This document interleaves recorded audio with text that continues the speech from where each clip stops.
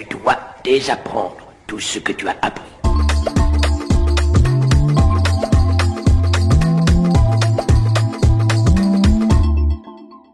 Bonjour les amis, alors aujourd'hui, tiens, je vais commencer par vous montrer un petit extrait de cette vidéo qui a été envoyée par un de mes followers.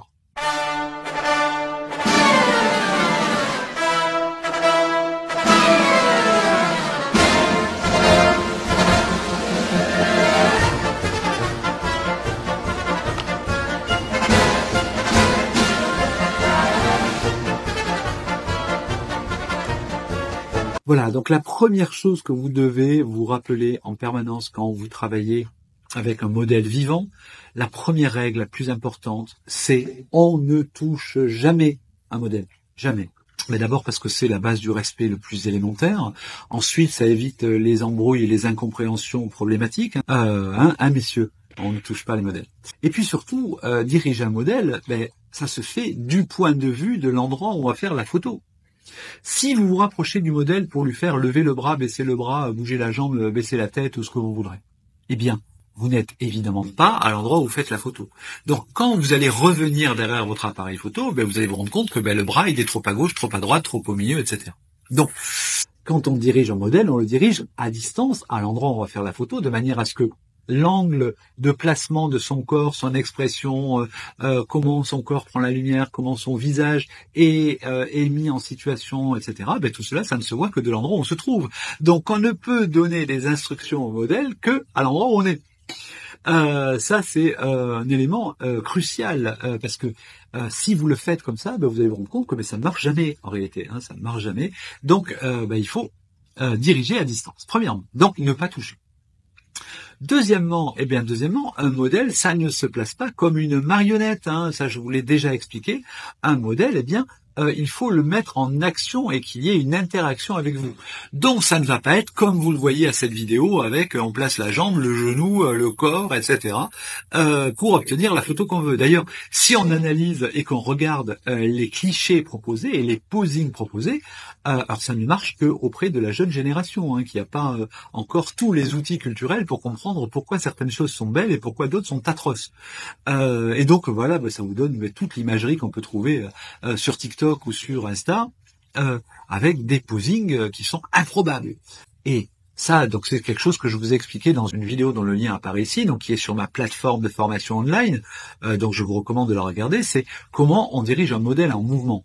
Eh bien, diriger un modèle en mouvement, c'est d'abord le coacher pour avoir un résultat qui correspond à une dynamique, à une élégance, à une allure, premièrement, et puis c'est surtout ensuite la mise en place d'un échange, parce qu'en fait, lorsque vous êtes derrière votre appareil photo et que vous voyez la scène se dérouler et que vous voyez la scène se dérouler comme un photographe doit le faire, c'est-à-dire un peu au ralenti, en anticipant ce qui va se passer, vous allez pouvoir dire à votre modèle, non, tu me refais le mouvement en sautant plus haut, en te penchant plus en avant, en souriant, en mettant le visage plus vers la lumière, ou que sais-je. Voilà, et donc tout ça ne peut se faire qu'à distance et jamais en touchant le modèle. Et puis, enfin, et ça c'est quelque chose de crucial en réalité, c'est quelque chose qu'on apprend au fur et à mesure qu'on progresse en photographie et en direction de modèle, c'est qu'en fait, le fait de verbaliser, le fait de mettre des mots pour expliquer clairement au modèle ce qu'on attend, ça permet de créer des chemins dans son cerveau qui vont correspondre à des visions, à des regards sur la photographie. Et donc, par conséquent, le fait de dire au modèle, tu vas lever ton menton de manière à ce que ta pommette gauche prenne la lumière qui arrive en rembrant sur toi, par exemple. Alors même si le modèle ne le voit pas, vous le faites de le verbaliser, alors soit à voix haute, soit dans votre tête, ça va vous permettre de visualiser l'intégralité des choses. Il ne s'agit pas simplement que le modèle soit dans une position qui vous plaise, il faut que la position du modèle corresponde à l'angle de la lumière, mais qu'il corresponde aussi à l'angle du champ de vision de votre appareil photo, et donc à la dynamique globale de l'image. C'est pas une position en soi qui est bonne ou mauvaise, c'est une position relative en termes de lumière et en termes d'angle de vue. Une fois que toutes ces choses-là vont ensemble, vous vous rendez compte très vite que la photo va fonctionner ou pas. Et c'est cette habitude que vous allez acquérir au fur et à mesure des années, d'expliquer clairement avec des mots simples au modèle ce que vous attendez de lui, qui va vous permettre d'avancer. N'oubliez pas, un photographe, c'est pas le maître du monde qui dirige les choses comme il le souhaite. Il est dans un échange avec son modèle, et c'est cet échange avec le modèle et cette démarche, ce parcours qui va faire qu'on va aboutir à un moment donné à une grande photo. La grande photo, aucun grand photographe ne l'a déjà dans sa tête. Moi, je vous ai expliqué que j'ai travaillé avec pas mal de grands bonhommes. Et moi, tout ce que j'ai pu voir auprès d'eux, c'est que c'est pas le photographe arrive en disant je veux ça, on fait la photo et c'est fini. Non, il y a un petit moment, on sait qu'on veut quelque chose qui va être pas loin de ça, mais par le posing, les propositions du modèle qui va proposer de changer un élément de visage, une attitude, par le fait que vous allez comprendre que votre photo serait plus intéressante en vous plaçant plus haut ou plus bas, en changeant l'angle de la lumière, en la rendant plus dure ou plus douce, etc. Enfin, par ce petit chemin que vous allez accomplir à deux avec votre modèle, bien que vous allez faire surgir une belle image. Si vous cherchez le décalque d'une image que vous avez vue sur Instagram ou dans un musée, vous allez faire une image extrêmement posée et vide. Et votre sujet, il doit avoir l'air d'être un poisson à l'étalage d'un poissonnier. Donc il faut donner de la vie. Et la vie, elle ne peut s'obtenir que par la vie, c'est-à-dire par le fait que votre modèle est dynamique, en mouvement, etc. Et surtout, vous allez vous rendre compte que peut-être que la position que vous aviez prévue, elle est intéressante, mais beaucoup moins que ce que vous a proposé le modèle dans son mouvement.